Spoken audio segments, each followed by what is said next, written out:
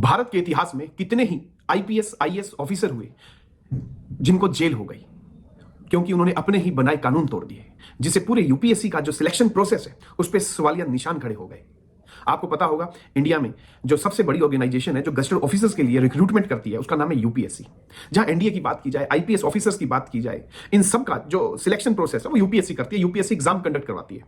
लेकिन यूपीएससी क्यों नहीं जज कर पाती कि ये कौन सा ऑफिसर करप्ट निकलेगा, कौन सा बेटर होगा, कौन सा देश सेवा के लिए तत्पर रहेगा, ये जिसके कारण यूपीएससी का जो सिलेक्शन प्रोसेस है, जो इंटरव्यू है, वो पूरा सवालिया निशान है उसके ऊपर। तो आज हम इस पे बात करते हैं। मैं पूरी प्याज की परतों की तरह मैं पूरा एक एक करके एक परत खोलता हूं जिससे आपको पूरा समझ में आ सके एनडीए, सीडीएस या यूपीएससी का इंटरव्यू का प्रोसेस। मैं आपको कुछ इंसिडेंट बताता हूं, कुछ फैक्ट्स आपके आगे रखता हूं। देखिए, सबसे पहला इंसिडेंट 1 पे चलता हूं मैं। ये थे हमारे प्रेसिडेंट हरदिल अजीज कलाम साहब। जब ये प्रेसिडेंट बने, आपको ये तो पता ही होगा कि जो प्रेसिडेंट है वो तीनों सेनाओं का सुप्रीम कमांडर होता है। तो जब ये इनका जो सपना था वो ये कि मैं फाइटर पायलट बनूं। जब ये प्रेसिडेंट बन गए तो इन्होंने अपनी फाइल खुलवाई। जब इन्होंने अपनी फाइल खोली, मैं आपको बता देता हूं कि इसके अंदर क्या होता है। 5 दिन का जो एसएसबी होता है, पहले दिन अगर मैं बात करूं स्क्रीनिंग होती है और लास्ट डे होता है कॉन्फ्रेंस। उसके बाद कैंडिडेट को सिलेक्ट किया जाता है। तो इनके सारे रिकॉर्ड रखे जाते हैं। आप 20 साल बाद देख लो, 30 साल बाद देख लो, ये देख सकते हैं। तो हमारे जो कलाम साहब इन्होंने अपनी फाइल खोली। जब इन्होंने अपनी फाइल खोली, यू कांट इमेजिन, इनकी आंखों में आंसू आ गए क्योंकि इनकी फाइल में लिखा था ओवर टैलेंटेड। अगर हमने इस कैंडिडेट को ले लिया तो हम अपना एक टैलेंट खराब कर देंगे क्योंकि ये किसी और सेवा के लिए बनी है जिससे हमारा देश का गौरव और मिल सके। और आप देख सकते हैं कि वो मिसाइल मैन ऑफ इंडिया कहलाए आगे चलकर और आगे प्रेसिडेंट भी बने और अपनी सेवाएं देश को दी। तो किस तरीके से मैं आपको ये बात बता रहा हूं कि पूरा रिकॉर्ड्स रखा जाता है। अब मैं दूसरे इंसिडेंट की तरफ चलता हूं। दूसरे जो हैं वो है जनरल वीके सिंह।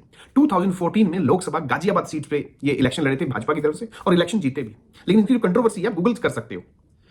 जब इनकी लास्ट के 1-1.5 साल बर्थ डेट को लेकर कंट्रोवर्सी चली है कि इन्होंने जो अपने रिकॉर्ड्स, जो अपने सर्टिफिकेट वहां पर सबमिट किए थे एसएसबी के दौरान, उसमें जो डेट थी उस टाइम की रिटायरमेंट थी। लेकिन इन्होंने 1-1.5 साल की बात कही, मैं 1-1.5 साल छोटा हूं, तो लास्ट में ये उस पोस्ट पे भी रहे।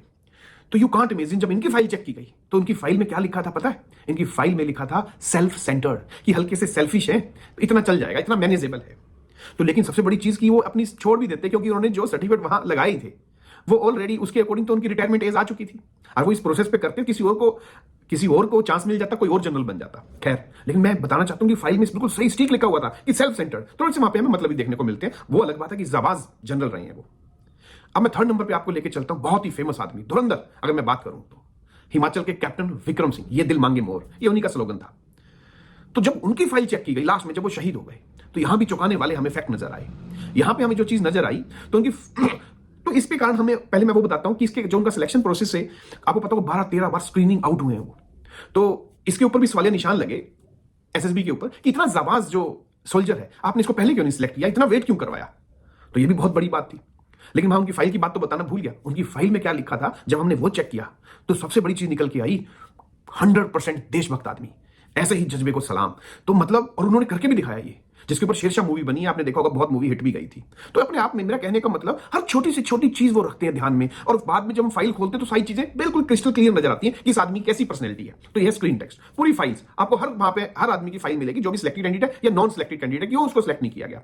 अब मैं वापस चलता हूं यूपीएससी पे, हमारे आईपीएस आईएएस पर। कितनी अभी डीआईजी भुल्लर देखिए, जब उनका इंटरव्यू हो रहा तो हम पता ही नहीं लगा पाए कि बीमारी इतना करप्टेड आदमी निकलेगा। मैं यहां पे एक बात बता रहा हूं, कितने और आईएएस आईपीएस हैं, उंगलियों पे काउंट ही नहीं कर सकते, इतने करप्टेड निकलते हैं। तो क्या पता ही नहीं लगा पाते। ये अन अकेडमी वाले, मैं किसी की बुराई नहीं कर रहा, इन्होंने अपनी जॉब छोड़ी, लेकिन अगर इनके अंदर जज्बा होता तो अपनी जॉब ना छोड़ते पैसे के लिए। लेकिन इन्होंने अच्छी ऑर्गेनाइजेशन खड़ी की, मैं वो बात नहीं कर रहा। लेकिन यूपीएससी वाले ये पता ही नहीं लगा पाते कि कोई आदमी कैसा निकलेगा, जबकि अच्छे हमको आईपीएस ऑफिस भी दिए। एक वो अगर मैं बात करूं जिसमें 12th फेल मूवी भी बनी है, बहुत हिट गई, वो भी वही बहुत अच्छे ऑफिसर है और भी बहुत अच्छे हमें ऑफिसर मिले। लेकिन सबसे बड़ी चीज आती है, पता क्यों नहीं लगा पाता। जब ने इस बात को टटोला, जब हमने इसकी ऑटोप्सी निकाली, पोस्टमार्टम रिपोर्ट निकाली, तो हमें पता चला जो यूपीएससी है या कोई भी आदमी है वो बात करता है प्रेजेंट की। उसके पास 30-40 मिनट ही होते हैं किसी भी कैंडिडेट को इवेल्युएट करने की, उसका मूल्यांकन करने का। तो हम 30-40 मिनट में किसी को बता ही नहीं सकते कि वो 10 साल बाद या 20 साल बाद क्या करेगा, भगवान को छोड़ के। आम आदमी की तो बस की बात ही नहीं है। आदमी क्या सोच सकता है, उसका माइंड 10 साल बाद क्या करवा सकता है या क्या कर सकता है, ये किसी को भी नहीं पता। लेकिन फिर बात आती है यूपीएससी में तो ऑलरेडी टैलेंटेड बंदे इंटरव्यू ले रहे हैं। रोमिला थापर है, डीपी अग्रवाल थे, बहुत टैलेंटेड बंदे बैठे हैं वहां पर, लेकिन फिर भी पता नहीं लगा पाते। और ऊपर से अगर मैं बात करूं कि यूपीएस जो एनडीए वाले हैं 19 साल है उनकी लास्ट एज, जबकि इनकी 32 है जनरल कैटेगरी की यूपीएससी में आईपीएस ऑफिसर्स के पेपर की। तो उसके बाद इनका सिलेक्शन होता है, तब तक इनको मैच्योरिटी काफी आ जाती है। शायद ये भी रीजन हो सकता है, तभी बात चल रही है कि इनकी एज कम की जाए। तो जो सबसे बड़ी चीज आती है दोनों ही ऑर्गेनाइजेशंस के इंटरव्यू प्रोसेस की। मैं ये नहीं कह रहा कि आर्मी में करप्शन नहीं देखने को मिलता, लेकिन वहां पे बहुत कम है। करोड़ों अरबों रुपए का जो गेम समझ में आता है आईएएस आईपीएस का, चाहे भुल्लर की बात ले लीजिए, तो किस तरीके से इतना पैसा गबन कर जाते हैं ये।